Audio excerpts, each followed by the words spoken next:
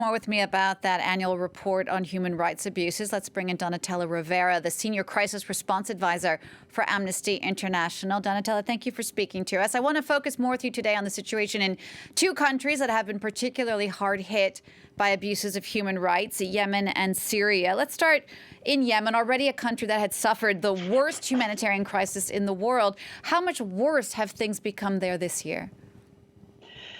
The situation in Yemen has deteriorated. After 6 years of war, Yemen was already the poorest country in the region, and the situation is now desperate. It is considered to be the worst humanitarian crisis in the world. It's not just the devastation that is being inflicted on civilians by renewed fightings in different parts of the countries. The attacks on civilians and on civilian objects that continue to be committed by the Saudi-led coalition as well as by the Houthi rebels, but is the cumulative impact of 6 years of war that have left the infrastructure of the country to a large extent destroyed or damaged. Hospitals are only functioning at less than 50%.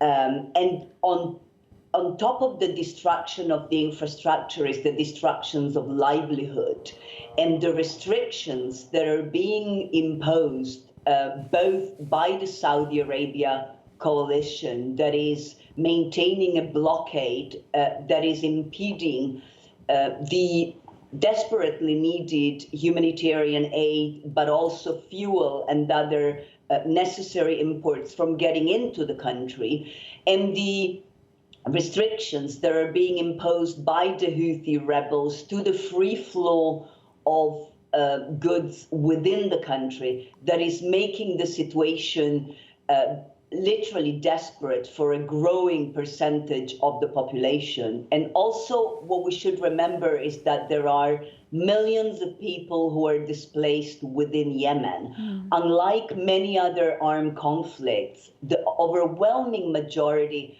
of Yemenis have no possibility to leave the country. So they are stuck in a situation that is getting more desperate by the day. How does that situation compare with the situation in Syria, which has the biggest migratory crisis in the world? Yes, today in Syria, half of the population, if not more, has been displaced, is no longer in their homes. About 6.6 million or more than that are outside the country. They are, in a way, the lucky one who were able to leave the country.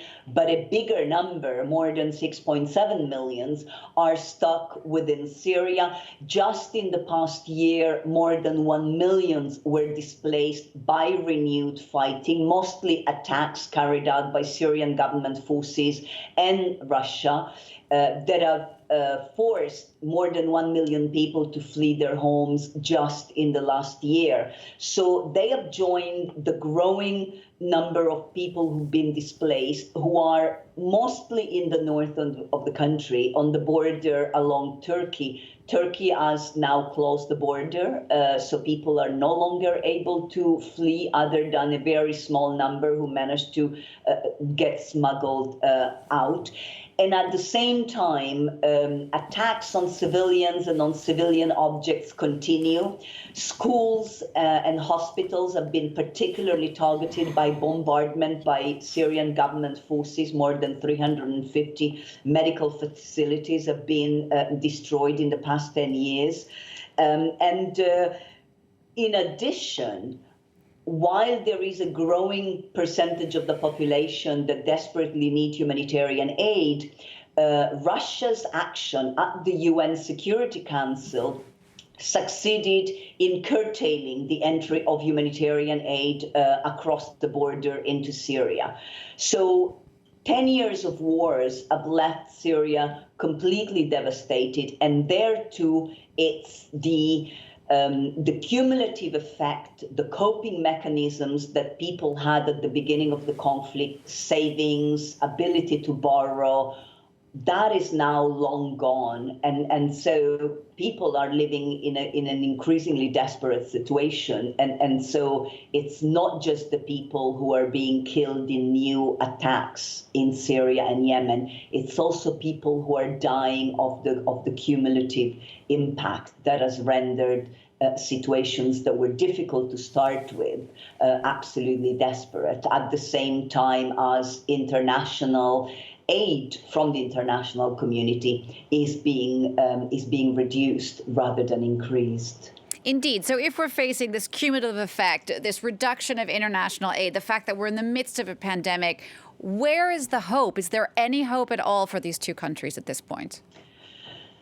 Well, the only hope is for the sides that are involved in Syria. It's multiple sides, it's government forces, it's Russia, and it's a multitude of armed groups operating in different parts of the country. In Yemen, it's the Saudi-led coalitions and the Houthi rebel. Ultimately, until all of those involved stop attacking civilians and civilian infrastructure and allow humanitarian aid to reach the country and to flow within the country in an unrestricted way, the situation is not going to improve. Donatella, thank you for that. Donatella Rovera there, Senior Crisis Response Advisor for Amnesty International.